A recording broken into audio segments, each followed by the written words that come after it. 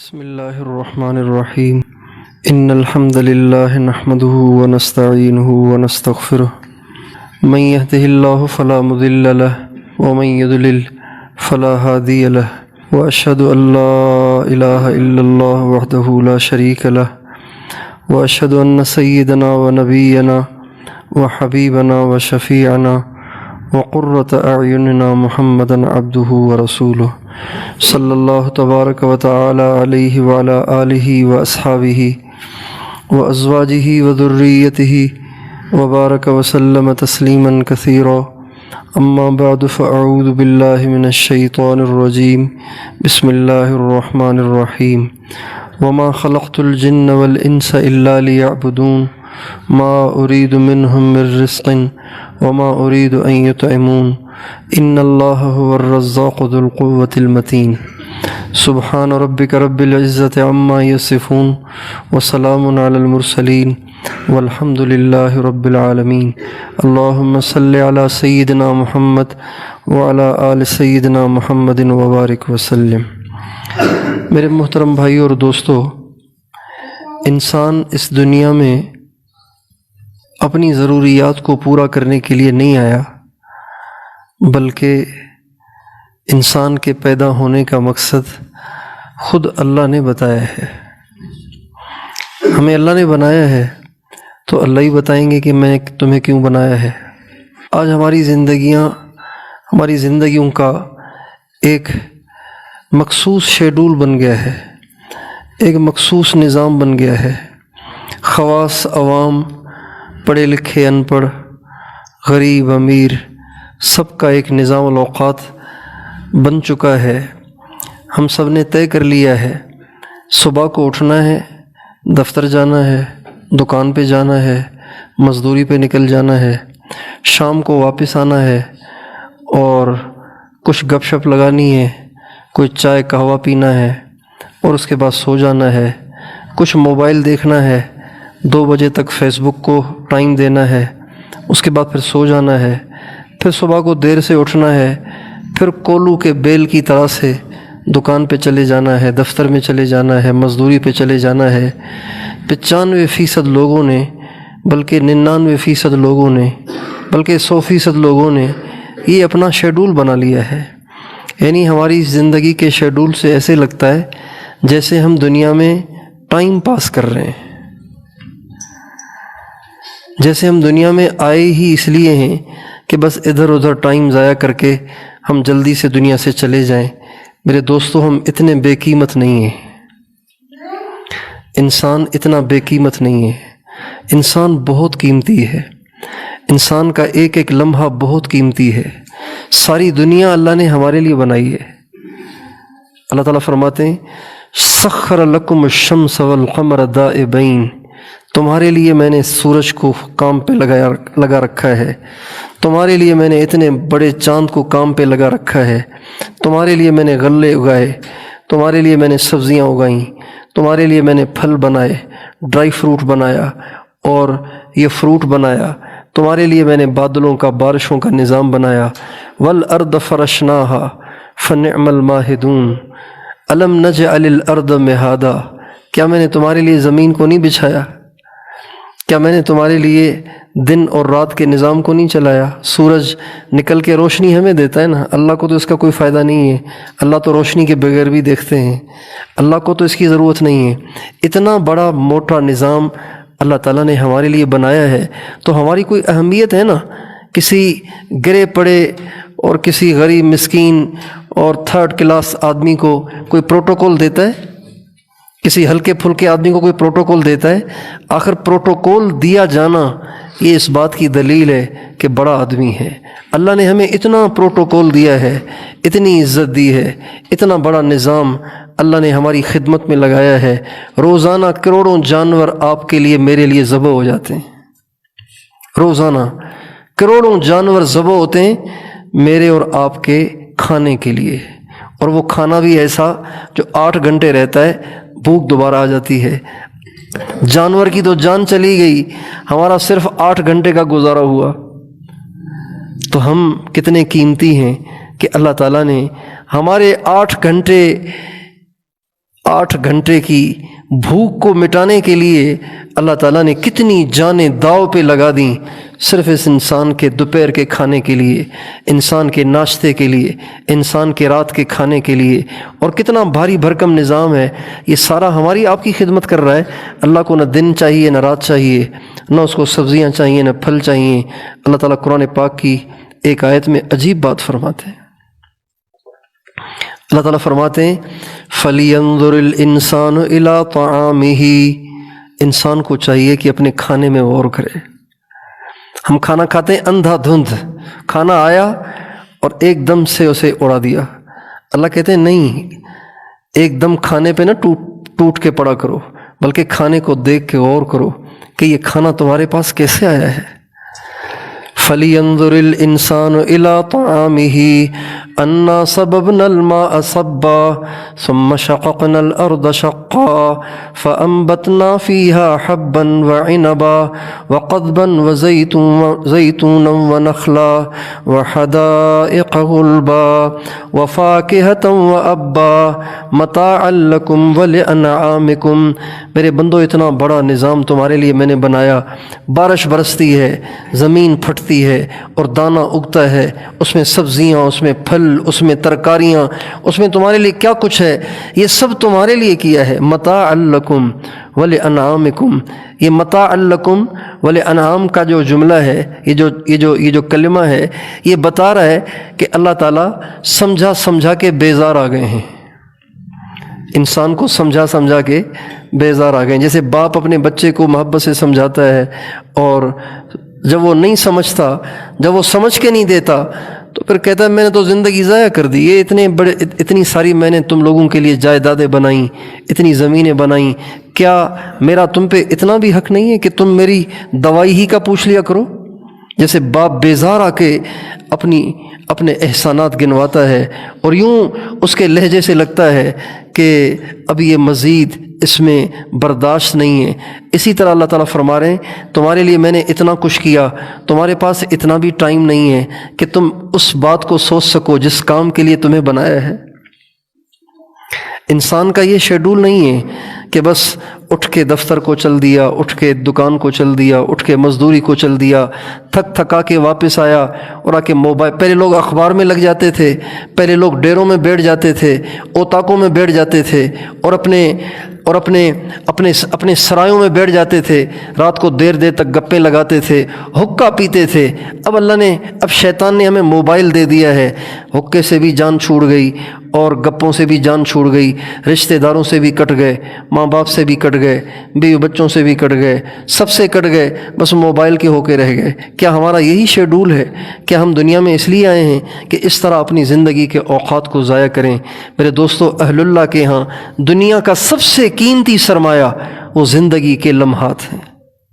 ایک ایک لمحہ دنیا کا اتنا قیمتی ہے کہ جب انسان دنیا سے جائے گا اس وقت اس کو اندازہ ہوگا کہ زندگی کے ایک ایک لمحے کی کتنی بڑی قیمت تھی، اور میں نے کیسے اسے پانی کی طرح بہا دیا، کیسے اسے برباد کر دیا۔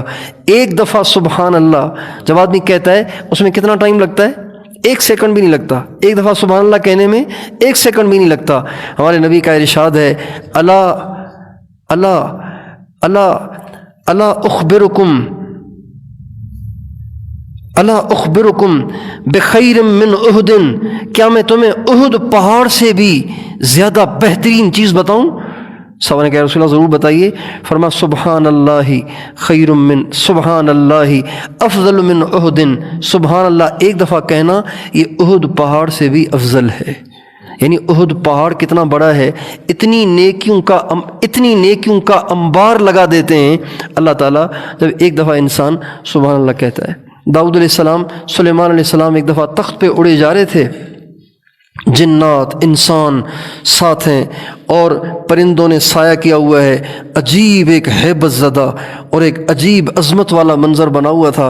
جب وہ اڑے چلے جا رہے تھے تو ایک کھیت پر سے اڑے تو ایک کسان نے حضرت سلیمان علیہ السلام کا یہ عزت بھرا منظر جو دیکھا تو وہ کہنے لگا سبحان اللہ، اللہ نے کتنا سلیمان کو نوازا ہے، کیسی عزت سے نوازا ہے۔ تو ہوا نے اس آواز کو حضرت سلیمان کے کانوں تک پہنچا دیا۔ سلیمان علیہ السلام نے فرمایا بھائی تخت کو نیچے اتارو۔ تخت کو نیچے اتارا گیا۔ اب اتنے ہزاروں آدمی ان کے ساتھ، اتنا بڑا تخت ان کا اترا تو کسان بیچارہ گھبرا گیا، پتہ نہیں کیا شامت آ گئی، پتہ نہیں کون سا مجھ سے ایسا بول نکل گیا جو ان کو اتنا برا لگا ہے۔ سلیمان علیہ السلام نے اس کو بلایا اور فرمایا تم نے یہ کیا کہا؟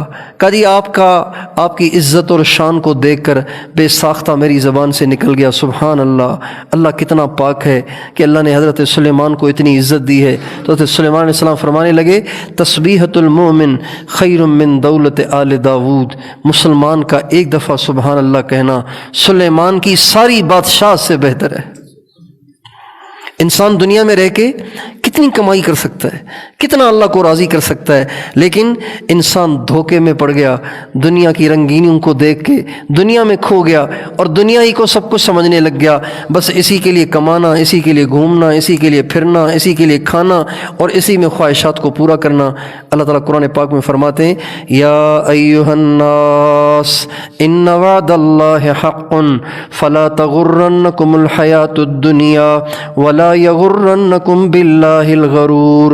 اے دنیا بھر کے انسانوں، اللہ کا وعدہ سچ ہے، تمہیں ضرور مرنا ہے، اللہ کے سامنے پیش ہونا ہے، پھر جنت ہے یا جہنم ہے، لہذا ہرگز دنیا سے دھوکہ نہ کھانا، ہرگز دنیا سے دھوکہ نہ کھانا۔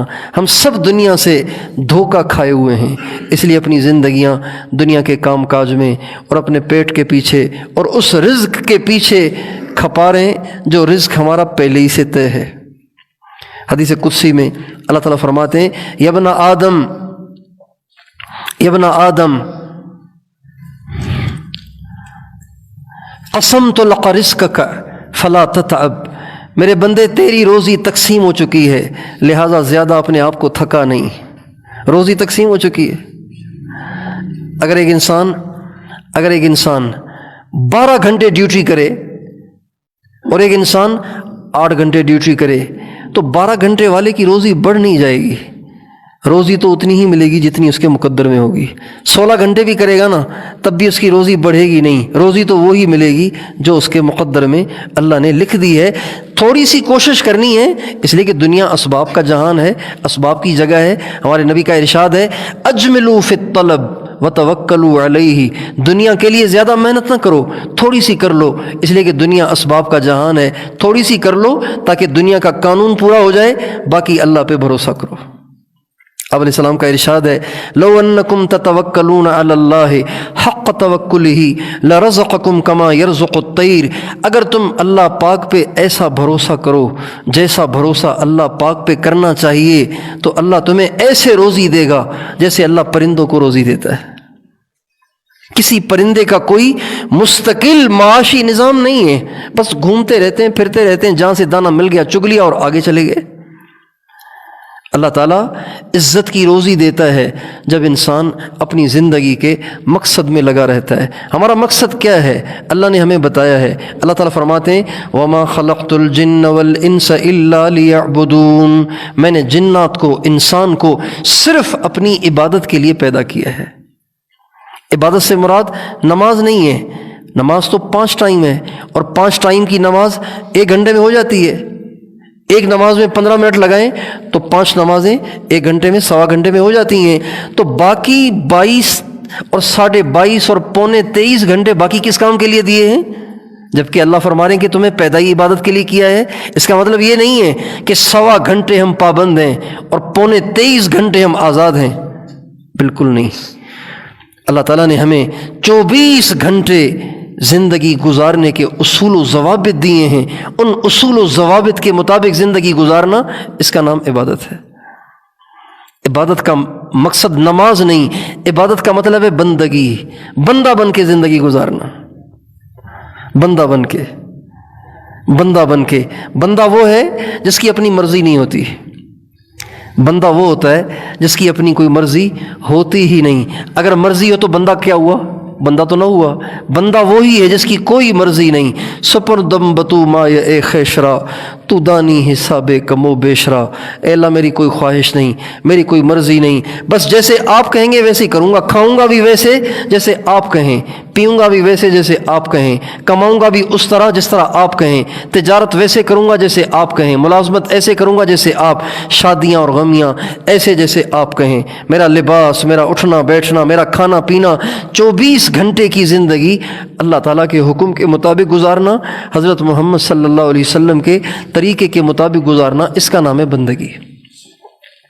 آج زندگی، ہماری زندگی بندگی پہ نہیں ہے، آج ہماری زندگی آوارگی کے ساتھ گزر رہی ہے۔ ہر ایک اپنی مرضی کا مالک ہے، جب چاہے سو جائے، جب چاہے اٹھ جائے، کوئی پابندی نہیں، جو چاہے کھا لے، جس طرح چاہے کھا لے، جس کے ساتھ جو چاہے کر لے، کوئی پوچھنے والا نہیں، اندھیر نگری ہے، چوپٹ راجہ ہے، جو چاہے کر لے۔ میرے دوستو ایسے نہیں ہیں، ہم تو اللہ کے بندے ہیں، اللہ نے ہمیں بندہ بنا کے دنیا میں بھیجا ہے، ہمیں ہر کام میں یہ دیکھنا ہے کہ میرے اللہ کی مرضی کیا ہے، میرے اللہ کی منشا کیا ہے۔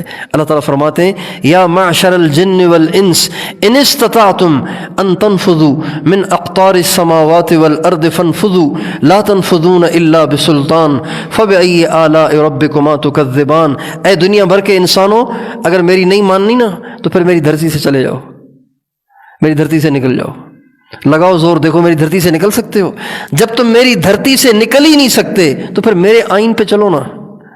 ایک آدمی ایک ملک میں رہتا ہے، اس ملک کے آئین کا لحاظ کرنا اس کے لیے لازمی چیز ہے۔ ہم اللہ کی دھرتی پہ رہتے ہیں اور اللہ ہی کے آئین کے خلاف کرتے ہیں اور اللہ پاک کی مراعات کو استعمال کرتے ہیں، اللہ کی روزی کھاتے ہیں، اللہ کی کتنی ساری نعمتیں استعمال کرتے ہیں۔ ایک نعمت اللہ چھین لیتا ہے تو انسان کو اس وقت اس کی قدر آتی ہے کہ ہائے یہ بھی بڑی نعمت تھی۔ ہمارے ایک جاننے والے نے آنکھ کا آپریشن کروایا، رشتہ داروں میں سے آنکھ کا آپریشن ہوا، آنکھ میں موتیا آ گیا تھا اور نظر نہیں آ رہا تھا، تو ڈاکٹر نے کہا آپریشن ہوگا، انہوں نے آپریشن کروایا۔ اللہ کی شان، ڈاکٹر کی عقل آگے پیچھے ہو گئی۔ ڈاکٹر کو بھی تو صحیح آپریشن کرنے کی سمجھ اللہ دیتا ہے نا، اللہ نہ چاہے تو وہ چاہتا کچھ ہے، ہو کچھ جاتا ہے۔ ڈاکٹر نے آپریشن کیا اور آنکھ پہ پٹی لگا لی، جب پٹی کھولی اور آنکھ سے دیکھنے کی کوشش کی تو ہر چیز الٹی نظر آ رہی تھی، ہر چیز الٹی۔ آدمی کھڑا ہوا ہے، اس کے پاؤں اوپر ہیں، سر نیچے ہے۔ یہ کتنی بڑی نعمت ہے اس کی کہ ہمیں ہر چیز سیدھی سیدھی نظر آتی ہے۔ ہمارے یہاں ایک شخص کو پتے میں پتھری ہو گئی، عام سی بیماری ہے، کوئی بڑی بیماری نہیں ہے، پتے میں پتھری ہو گئی، کراچی لے گئے اس کو، بھائی کیا ہوگا؟ آپریشن ہوگا۔ تو آپریشن سے پہلے بے ہوش کرنے کے لیے انجیکشن لگتا ہے، اس کو بے ہوش کرنے کے لیے انجیکشن لگایا، لیکن ڈاکٹر کی عقل بھی تو اللہ کے ہاتھ میں ہے، اس نے زیادہ ڈوز لگا دیا، ایسا ڈوز لگایا کہ وہ کومے میں چلا گیا۔ 40 لاکھ روپے کے انجیکشن لگے لیکن وہ ہوش میں نہیں آیا۔ کومے سے نکالنے کے لیے کتنے کے انجیکشن لگے؟ 40 لاکھ روپے کے انجیکشن لگے۔ 1 مہینے کے اندر 40 لاکھ روپے بہہ گئے لیکن کومے سے باہر نہ آیا۔ میرے مالک کا، آپ کے مالک کا مجھ پہ، آپ پہ کتنا کرم ہے، کتنی اس کی مہربانیاں ہیں۔ ہم گھر سے چلے مسجد پہنچ گئے، پھسل کے کسی گٹر میں گر جاتے، ٹانگ ٹوٹ جاتی، یہ بھی تو ہو سکتا تھا نا۔ کسی گاڑی کی بریک فیل ہو جاتی اور اٹھا کے ہمیں پٹک کے سڑک پہ پھینکتا، سر ٹوٹ جاتا، بھیجا باہر آ جاتا، یہ بھی تو ہو سکتا تھا۔ کتنے لوگ ہیں جو گھروں سے نکلتے ہیں لیکن آگے گاڑی کا بریک فیل ہو جاتا ہے اور ان کو ٹکڑے ٹکڑے کر کے آگے نکل جاتے ہیں۔ کتنی ساری اس کی نعمتیں ہم استعمال کر رہے ہیں، اگر وہ ہمیں پکڑنا چاہے تو اس کے لیے پکڑنا کوئی مشکل ہے؟ وَمِنْ آيَاتِهِ مَنَامُكُمْ بِاللَّيْلِ وَالنَّهَارِ، یہ بھی اس کی ایک نشانی ہے کہ رات کو جب ہم بستر پہ لیٹتے ہیں، تکیے پہ سر رکھتے ہیں، ہمیں آنکھ لگ جاتی ہے۔ کتنے لوگ ہیں جو سو نہیں سکتے، دنیا میں بہت لوگ ہیں ایسے جو سو نہیں سکتے۔ ابھی ہم سفر میں تھے تو ایک شخص ملے، کہنے لگے میں 4 مہینے سے نہیں سویا۔ 4 مہینے جو نہیں سوئے گا وہ پاگل ہو جائے گا نا، کہ میں 4 مہینے سے نہیں سویا، 6 مہینے سے نہیں سویا۔ میٹھی نیند آ جانا اس کی نعمت ہے، پھر اس نیند سے بیدار ہو جانا یہ بھی اس کی نعمت ہے۔ اتنی ساری اس کی نعمتیں ہم استعمال کریں، اس کی دھرتی پہ زندگی گزاریں اور اسے پوچھیں ہی نہیں، اس کے بنائے ہوئے آئین کی ہم پرواہی نہ کریں، اس کے سگنل توڑتے رہیں اور اس کی دھرتی پہ بے فکر بن کے زندگی گزاریں۔ یہ کتنا بڑا ڈھیٹ پنا اور کتنی بڑی جسارت ہے، یہ کتنی بڑی بغاوت ہے کہ اتنے بڑے بادشاہ کے آئین کو ہم توڑ رہے ہیں اور ہمیں ٹینشن بھی نہیں ہے۔ جب ہم موٹر وے پہ سفر کرتے ہیں نا تو کسی کیمرے کے پاس سے 140 پہ گزر جاتے ہیں نا تو سچ پوچھیں دل دھڑک رہا ہوتا ہے کہ آگے کھڑا ہوگا کوئی چالان کرنے کے لیے، اور واقعی کھڑا ہوتا ہے۔ ایک سگنل کو توڑ گئے تو 700 روپے بھرنے کی وجہ سے ہم پریشان گزرتے ہیں، جب تک کہ موٹر وے والا سامنے آ نہ جائے تب تک ہم پریشان رہتے ہیں۔ اللہ پاک کے روزانہ کتنے سگنل توڑتے ہیں۔ اللہ نے کہا ہے غیر محرم کو نہیں دیکھنا، شاید ہی کوئی آنکھ ہو جو غیر محرم سے بچتی ہو۔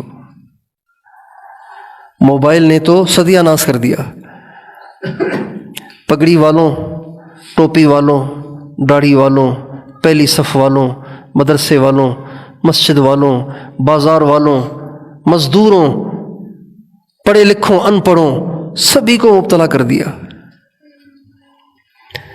یہ بھی تو اللہ کا سگنل توڑ رہے ہیں نا۔ جب ہم غیر محرم کی طرف نظر اٹھاتے ہیں تو اللہ کا سگنل تو توڑ دیا نا، تو اللہ کے چالان سے کیوں نہیں ڈرتے؟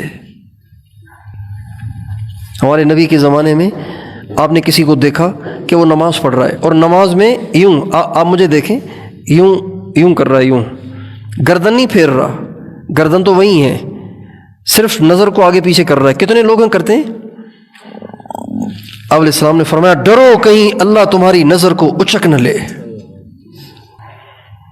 ڈرو اللہ تمہاری نظر کو اچک نہ لے۔ حالانکہ یہ حرام نہیں ہے، غیر محرم کو دیکھنا حرام ہے۔ کتنے بول ہیں جو بول جاتے ہیں جو اللہ کو ناپسند ہیں، کتنے کام ہیں جو کر جاتے ہیں جو اللہ کو ناپسند ہیں، جبکہ ہم بندے ہیں۔ اس لیے میرے دوستو ہم بندے بن کر زندگی گزاریں، یہی ہمارا مقصد ہے۔ جب انسان بندہ بن جاتا ہے، جب انسان بندہ بن جاتا ہے تو اللہ اس کا مالک بن جاتا ہے۔ اللہ اس کا کیا بن جاتا ہے؟ اللہ اس کا کیا بن جاتا ہے؟ مالک بن جاتا ہے۔ جب آدمی کسی چیز کا مالک ہو نا، پھر اس کا نگہبان ہوتا ہے، پھر اس کا پاسبان ہوتا ہے، پھر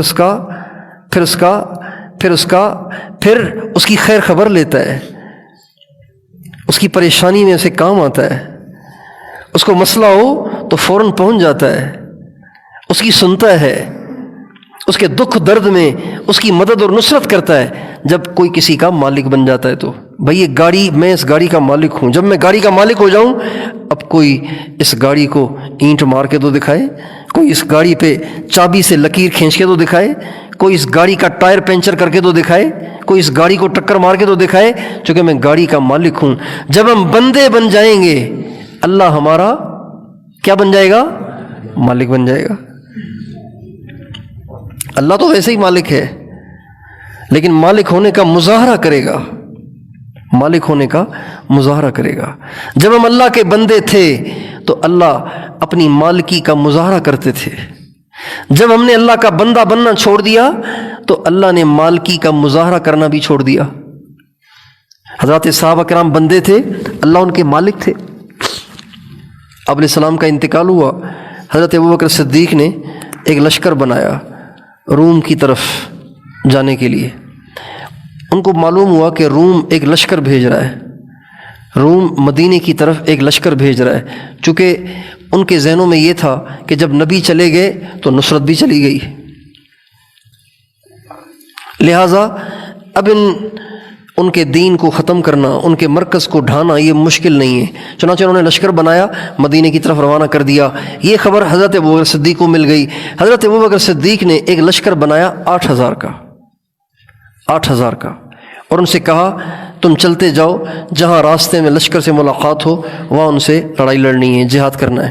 چنانچہ یہ لشکر چلا، چلتے چلتے چلتے چلتے راستے میں ایک جگہ انہوں نے پڑاؤ ڈال دیا۔ بہت تیزی سے جا رہے تھے، راستے میں گیا، پڑاؤ ڈالا، تھک گئے، پڑاؤ ڈالا۔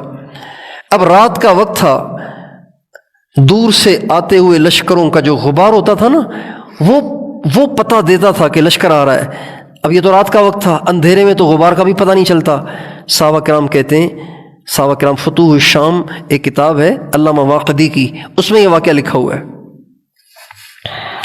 صحابہ فرماتے ہیں، حضرت واصلہ ابن اسقع، عبداللہ ابن عمر، بڑے بڑے صحابہ اس لشکر میں موجود تھے۔ وہ فرماتے ہیں کہ ہم تو رات کو ہم نے پڑاؤ ڈالا تو ہم میں سے کوئی لیٹا ہوا ہے، کوئی سویا ہوا، کوئی اپنے جانور کی خدمت میں، کوئی کسی حال میں، کوئی کسی حال میں، ہتھیار ہم نے ڈالے ہوئے تھے، لڑنے کا کوئی پروگرام نہیں تھا۔ اچانک رات کے اندھیرے میں اتنا شور مچا کہ ہمیں ایسے لگا جیسے قیامت قائم ہو گئی ہے، قیامت قائم ہو گئی ہے۔ رومیوں کے لشکر نے اچانک آ کے دھاوا بول دیا، اور وہ رومیوں کا لشکر پتہ ہے کتنا تھا؟ وہ 1,00,000 تھے، اور یہ بیچارے 8,000 تھے۔ لیکن یہ 8,000 لاوارث نہیں تھے، یہ بات ہے اصل۔ یہ 8,000 کیا تھے؟ لاوارث نہیں تھے۔ وہ لوگ کبھی کم نہیں ہوتے جن کے ساتھ اللہ ہوتا ہے، وہ لوگ کبھی لاوارث نہیں ہوتے جن کے ساتھ اللہ ہوتا ہے۔ جو لوگ کہتے ہیں نا ہم لاوارث ہیں، بس کوئی ہمارا ہے ہی نہیں، اپنوں نے بھی چھوڑ دیا ہے، پرانوں میں، نہیں بھائی، اللہ وارث ہے۔ ہمارے نبی ایک دعا مانگتے تھے، یا احدم اللہ احد اللہ، اے وہ ذات جس کا کوئی نہیں اس کا تو ہے، اے بے سہاروں کے سہارا، یا سندم اللہ سند اللہ، اے بے سہاروں کے سہارا۔ اس لیے انسان جب بے سہارا ہو جائے تو کبھی بھی نا امید نہ ہو، اللہ کو پکارے، اللہ سب کا سہارا بنتا ہے، ماننے والوں کا بھی، نہ ماننے والوں کا بھی۔ تو یہ جو تھے نا 8,000 تھے، تو 8,000 تیار بھی نہیں تھے، ہتھیار بھی پاس نہیں تھے، اور ذہن بھی بنا ہوا نہیں تھا، لیکن لاوارث نہیں تھے۔ یہ حضرت محمد کے غلام تھے، 100% ماننے والے تھے، 100% بندے تھے، لہٰذا اللہ پاک پہ لازم تھا کہ وہ اپنی مالکی کا مظاہرہ کرے۔ چنانچہ صحابہ کہتے ہیں جب 1,00,000 نے ہم پہ ہلہ بول دیا تو ہمیں تو ایسے لگا، شور اتنا اٹھا کہ ہمیں ایسے لگا جیسے قیامت قائم ہو گئی ہو۔ اور صحابہ کہتے ہیں جب ہمیں کچھ ہوش آیا تو ہمیں یہ اندازہ ہوا کہ رومیوں کا لشکر ہے جس نے دھاوا بول دیا ہے۔ اور حضرت واصلہ ابن اسقع کہتے ہیں ان کی تعداد اور ہماری تعداد کا موازنہ یہ ہے کہ ہم ان کے مقابلے میں ایسے لگ رہے تھے جیسے کالے بیل کے پیٹ پر ایک سفید تل ہوتا ہے۔ کالے بیل کے پیٹ پہ ایک سفید تل ہو تو وہ تو نظر ہی نہیں آتا۔ کہتے ہیں اتنے تھے ہم اور اتنے زیادہ تھے وہ۔ اب ہم کیا کریں؟ تو بس ہم نے کہا کہ ڈوبتے کو تنکے کا سہارا، تو جس کے ہاتھ میں جو آیا اس نے اٹھا کے لڑنا شروع کر دیا۔ لیکن صحابہ کہتے ہیں ہمیں یقین ہو گیا تھا کہ آج ہم 8,000 کے 8,000 کی قبریں یہیں بننی ہیں، ہم میں سے کوئی بھی واپس نہیں جائے گا۔ اور صحابہ کی عام عادت یہ تھی کہ جب لڑائی لڑتے تھے، جب میدان جہاد میں اترتے تھے تو رجزیہ اشعار پڑھتے تھے۔ رجزیہ اشعار کے ذریعے سے ایک دوسرے کو ابھارتے تھے، حوصلہ دیتے تھے۔ صحابہ کہتے ہیں اس دن ایسے ہوش اڑے کہ رجزیہ اشعار بھی زبان پہ نہیں آئے، الفاظ ہی غائب ہو گئے۔ ہاں ایک جملہ ہم سب کی زبانوں پہ بے ساختہ جاری تھا، یا رب محمد انصر امت محمد، اے رب محمد تیرے محبوب کی امت آج نرغے میں آ گئی ہے، اس کی مدد فرما۔ کہتے ہیں یہ جملہ ہماری زبان پہ بے ساختہ جاری تھا۔ حالات تو بتا رہے تھے کہ سبھی کی قبریں یہاں بننی ہیں، لیکن اللہ کو پکارنے میں حرج تو نہیں ہے نا۔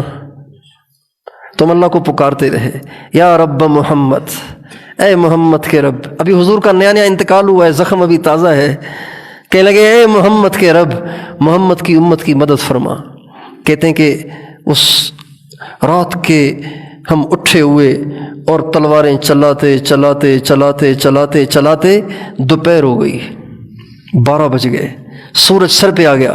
عبداللہ بن عمر کہتے ہیں اچانک میری نگاہ اوپر اٹھی، اچانک میری نگاہ آسمان کی طرف اٹھی تو میں نے دیکھا کہ انفرجت فی السماء فرجۃ، آسمان ایک جگہ سے پھٹ پڑا، اور اس پھٹن میں سے، آسمان کی دراڑ میں سے گھوڑے سواروں کا ایک لشکر اتر رہا تھا۔ ان سب کے سروں پہ سفید پگڑیاں تھیں، اور ان کے آگے آگے ایک سر پہ امامہ باندھے ہوئے، روشن ایک نیزہ ہاتھ میں لیے ہوئے آگے آگے آ رہا تھا اور کہہ رہا تھا یا امت محمد قد اتاکم اللہ بالنصر، اے امت محمد گھبراؤ نہیں، اللہ تمہاری مدد کو آ گیا۔ یہ مالکی کا مظاہرہ ہے۔ جب ہم بندے بنتے ہیں اللہ پاک مالکی کا مظاہرہ کرتے ہیں، جب ہم بندے بننے سے انکار کرتے ہیں اور بندگی کے دائرے سے نکل جاتے ہیں تو اللہ پاک ہمیں پھر غیروں کے حوالے کر دیتے ہیں، جیسے آج امت مسلمہ غیروں کے حوالے ہوئی ہے۔ یہودی ماریں، ہندو ماریں، عیسائی ماریں، جو جس کے جی میں جو آئے۔ برما میں کیا ہوا، فلسطین میں کیا ہو رہا ہے، شام میں کیا ہو رہا ہے، عراق میں کیا ہوا، کیوں؟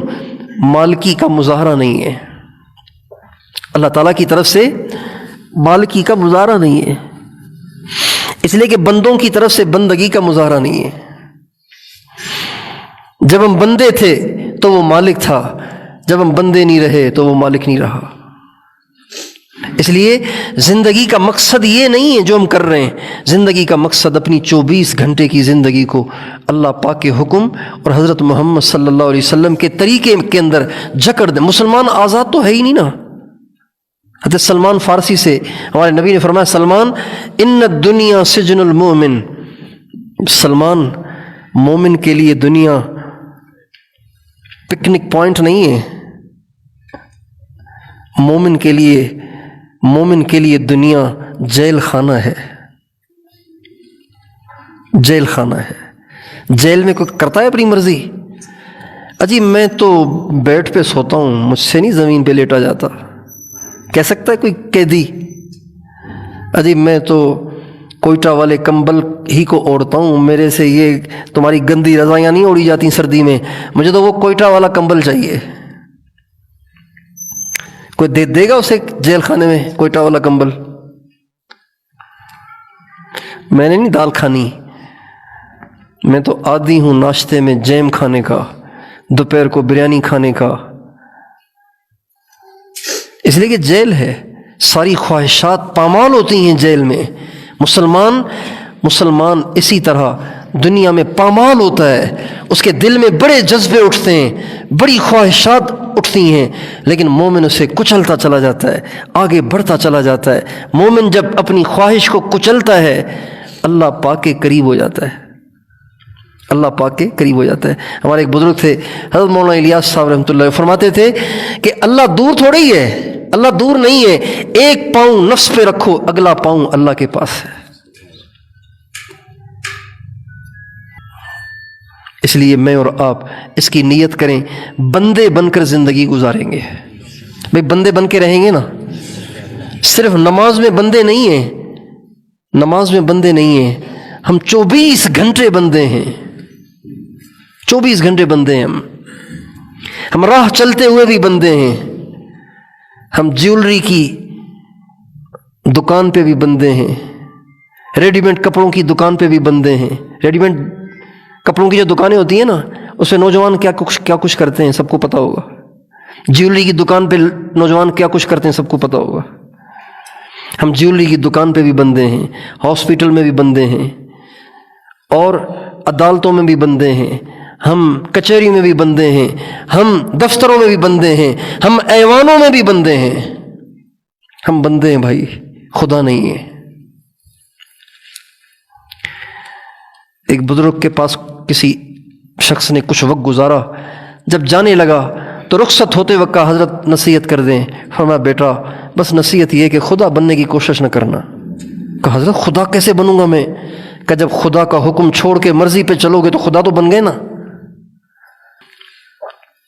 اللہ کہہ رہے ہیں یوں کرو، آپ کہتے ہیں نہیں میں نے تو یوں کرنا ہے. اللہ کہہ رہے ہیں شادیاں سیدھی سادھی کرو، آپ کہہ رہے ہیں نہیں جب تک ڈیک نہ بجیں شادیاں کیسے ہوں گی،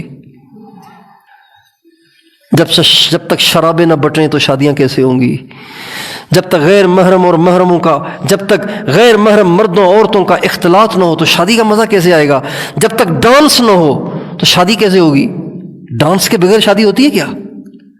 مرد بھی ناچ رہے ہوں، عورتیں بھی ناچ رہی ہوں، شادی کا پتہ تو ایسے ہی چلے گا، ورنہ کہیں گے پتہ ہی کوئی جنازہ جا رہا ہے. نہیں، ہم بندے ہیں، شادیوں میں بھی بندے، غمیوں میں بھی بندے، تجارت میں بھی بندے، زراعت میں بھی بندے، حکومت میں بھی بندے، انفرادی زندگی میں بھی بندے، اجتماعی زندگی میں بھی بندے. جب ہم بندے بنیں گے تو کیا ہوگا پھر؟ اللہ اپنی مالکی کا مظاہرہ کرے گا، اللہ ہمارے دکھ درد دور کرے گا، اللہ ہماری پریشانیاں دور کرے گا، اللہ ہماری دعاؤں پہ آ جایا کرے گا، اللہ بھی ہماری سنا کرے گا. لوگ جاتے ہیں نا اللہ والوں کے پاس کہ جی آپ دعا کر دیں، ہم تو گناہ گار بندے ہیں. چونکہ آپ اللہ کے بندے بن کے رہتے ہیں، ہم بندے بن کے نہیں رہتے، لہٰذا آپ اللہ سے کہہ دیں ہمارے لیے. کتنی شرم کی بات ہے، کتنی شرم کی بات ہے، کتنی شرم کی بات ہے کہ بجائے اس کے کہ اللہ کو مناتے، اللہ سے اپنے کام نکلوانا ابھی بھی نہیں چھوڑ رہے. ایک آدمی سے اس کا باپ ناراض ہو گیا ہے، باپ ناراض ہو گیا ہے، اب بجائے اس کے کہ باپ کے جا کے پاؤں پکڑے، پاؤں پکڑنے کی بجائے اوروں سے کہہ رہا ہے باپ سے ذرا خرچی تو لے کے دو. مناؤں گا نہیں، خرچی تو چاہیے نا. تو ہے بے حیا کہ نہیں؟ ہمیں ہے نا. تو بزرگوں سے دعائیں کرانا منع نہیں ہے، کروانی چاہیے، سنت ہے، سنت سمجھ کے کروانی چاہیے، لیکن یوں دعائیں کرانا کہ میں نے تو سدھرنا نہیں، آپ دعا کر کے میرا مسئلہ حل کروا دو، یہ ٹھیک نہیں ہے، یہ بے حیائی ہے. اللہ تعالی ہم سب کو بندہ بن کر زندگی گزارنے کی توفیق دے اور اپنی زندگی کو اللہ کے حکم اور پیارے نبی کے طریقے کا پابند بنانے کی توفیق عطا فرمائے. اور اب تک جو کوتاہیاں ہو گئی ہیں اس پہ توبہ کر لیں، اللہ مہربان ہے، توبہ کر لیں. جب بندہ توبہ کر لیتا ہے تو اللہ تعالیٰ یہ نہیں دیکھتے کہ اس پہ کتنی FIR ہیں، اللہ یہ نہیں دیکھتے. ایک SHO کے پاس چند لوگ گئے کہ جی آپ کی جیل میں ہمارا ایک آدمی ہے، آپ یہ 10,000 روپے لے لیں، چھوڑ دیں اس کو. تو وہ پہلے کاغذ اٹھائے گا، دیکھے گا اس پہ کتنے کیس ہیں، ہے مسئلہ کیا ہے. اگر کوئی FIR وغیرہ نہیں ہے کہ بھائی یہ تو میرے لیے مشکل ہے، یہ تو عدالت کا مسئلہ ہے، یہ تو ہم نہیں کر سکتے. اور اگر کسی پہ 50 FIR کٹی ہوئی ہوں تو اب تو DIG بھی نہیں چھوڑ سکتا اس کو، اب تو جج بھی نہیں چھوڑ سکتا اس کو. اللہ پاک یہ نہیں دیکھتے کہ جو توبہ کر رہا ہے، جو استغفار کر رہا ہے، جو معافی مانگ رہا ہے، اس پہ کتنی FIR ہیں، دنیا بھر کی FIR، 1,000 نہیں 10 کروڑ بھی FIR کٹی ہوئی ہوں. جب سچے دل کے ساتھ اللہ کے سامنے معافی مانگتا ہے، اللہ پاک سے توبہ کرتا ہے، خدائے پاک کی قسم اللہ ان ساری FIRوں پہ ایک قلم پھیر دیتے ہیں. اس لیے کہ SHO سے تو پوچھنے والا ہے، اللہ سے تو کوئی نہیں پوچھے گا. لو اتیتنی بقراب الارض خطایا، میرے بندے اگر جتنی دھرتی کی مٹی کے ذرے ہیں نا، دھرتی کی مٹی کے ذرے کتنے ہوں گے، کوئی گنتی کر سکتا ہے؟ اس مسجد کے کونوں میں جھاڑو دے کے آپ اتنی سی مٹی جمع کریں، اتنی سی مٹی جمع کریں، ساری زندگی گزر جائے اس کے ذرے بھی نہ گن پائیں ہم. اتنے ذرات ہوتے ہیں مٹی کے. ساری دھرتی کی مٹی کے سارے ذرات جتنے بھی تو گناہ لے کر آیا اور تو مشرک نہیں ہے اور تو مجھ سے معافی مانگے گا، میں تیرے سارے گناہ معاف کر دوں گا. اور نبی کا ارشاد ہے جو آدمی سونے سے پہلے 3 دفعہ کہے استغفر اللہ الذی لا الہ الا ھو الحی القیوم واتوب الیہ، 3 دفعہ یہ کہے سچے دل کے ساتھ، ہمارے نبی فرماتے ہیں سمندر کی جھاگ کے برابر بھی اس کے گناہ ہوں سب معاف، درختوں کے پتوں کے برابر بھی اس کے گناہ ہوں سب معاف. ہمارے نبی کے بعد شخص آیا کہ رسول اللہ واہ ذنوبا، ہائے میرے گناہ، ہائے میرے گناہ، 2 دفعہ کہا ہائے میرے گناہ، ہائے میرے گناہ. آپ نے فرمایا آپ نے فرمایا تو مسلمان ہے؟ کہا جی۔ فرمایا کہو۔ آپ نے ایک استغفار کے الفاظ اسے کہلوائے 3 دفعہ۔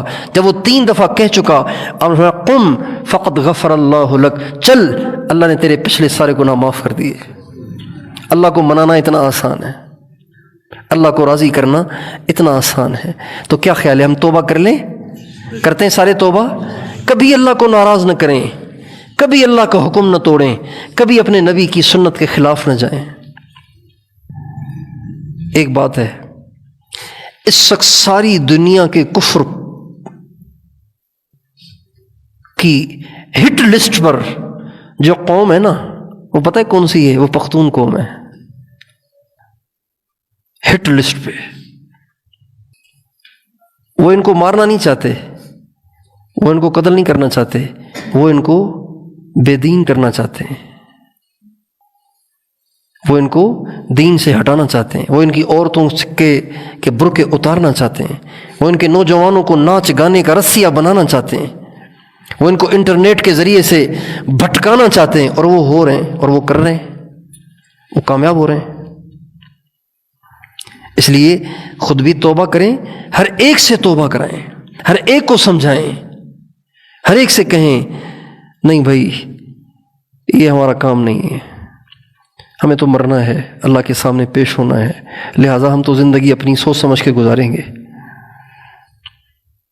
یہ بدماشی، اب یہ جمعے کے دن ہم پہلے بھی یہاں آئیں، جمعے کے دن یہاں سے آپ یہاں سے جائیں پشین تک اور آگے چمن تک، جمعے کا دن عجیب ہی ہوتا ہے۔ نوجوان موٹر سائیکلیں لے کے ایسے بھاگ رہے ہوتے ہیں جیسے خدا دیکھ ہی نہیں رہا۔ آخر یہ کس کے بچے ہیں؟ آپ ہی کے بچے ہیں نا، کس کے بچے ہیں؟ آپ نہیں سمجھائیں گے کون سمجھائے گا؟ ہر ایک کو سمجھائیں، ہر ایک کو بتائیں، یہ ہماری ذمہ داری ہے۔ جیسے موت یاد ہو وہ ون ویلنگ نہیں کرے گا، جیسے موت یاد ہو وہ مستی نہیں کرے گا، جیسے موت یاد ہو وہ کانوں میں ہینڈ فری لگا کے گانے نہیں سنے گا، جیسے موت یاد ہو وہ کہہ نہیں لگائے گا۔ صحابہ ایک دفعہ آپس میں بیٹھ کے ہنس رہے تھے، آپ علیہ السلام اچانک آ کھڑے ہوئے اور آپ نے فرمایا لو تعلمون ما اعلم لضحکتم قلیلا ولبکیتم کثیرا، اگر تم وہ جانو جو میں جانتا ہوں تمہاری ہنسیاں اڑ جائیں، تم رونے بیٹھ جاؤ۔ جسے موت یاد ہو وہ کبھی ایسے نہیں کرے گا، اس لیے موت ہمیں یاد رہنی چاہیے۔ ہر ایک کو ہم سمجھائیں، کریں گے کوشش انشاءاللہ، اللہ تعالیٰ ہم سب کو توفیق عطا فرمائے۔